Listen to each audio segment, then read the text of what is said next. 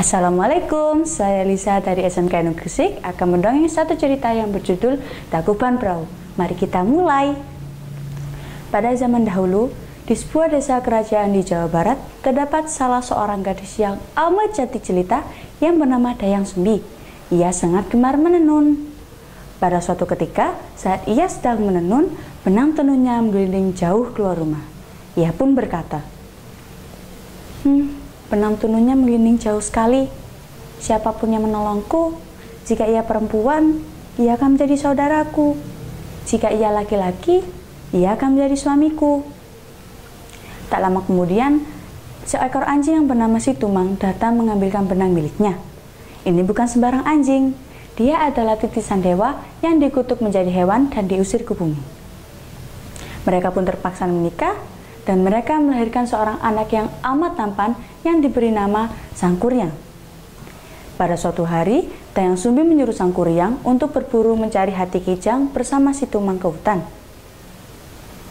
Setelah sekian lama ia berburu, ia tak kunjung mendapatkan apapun, hingga terbesitnya jahat di hati Sang Kuryang. Bagaimana jika kubunuh saja Si Tumang, lalu kuambil hatinya dan kuberikan pada ibu?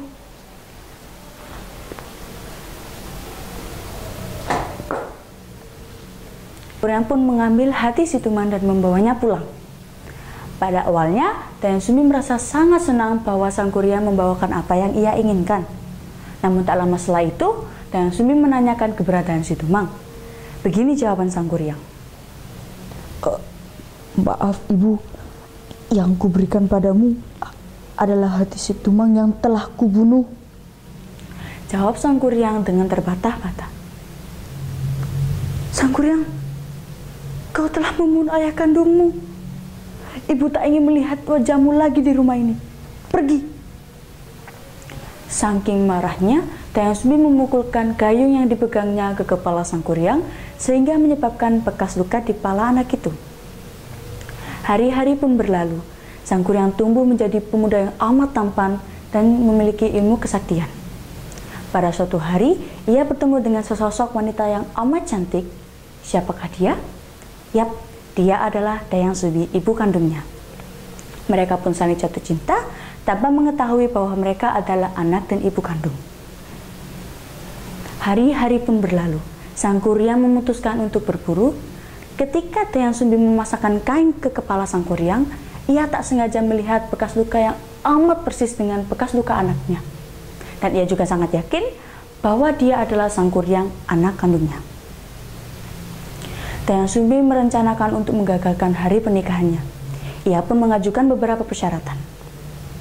Sang Kuryang, bisakah kau membangun bendungan di Sungai Citarum dan membuatkan perahu yang amat besar untukku?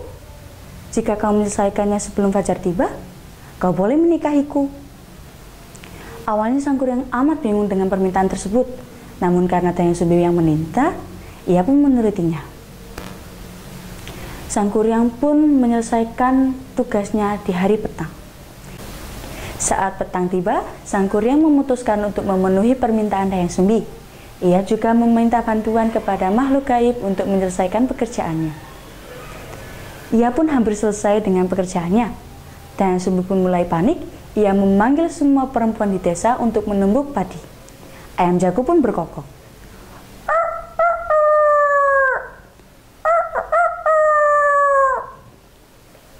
Karena mengira pagi, Sang Kuryang merasa sangat kesal bahwa usahanya telah gagal. Ia menjebol tanggul dan juga menendang perahu besar tersebut hingga terbalik. Yang lama-kelamaan, perahu tersebut berubah menjadi gunung yang diberi nama Gunung Tangkuban Perahu, yang artinya gunung perahu terbalik. Dari cerita ini, pesan moral yang kita ambil adalah janganlah berbohong untuk kehendak kita dan juga jangan memaksakan kehendak kita kepada orang lain. Sekian dari saya. Wassalamualaikum warahmatullahi wabarakatuh.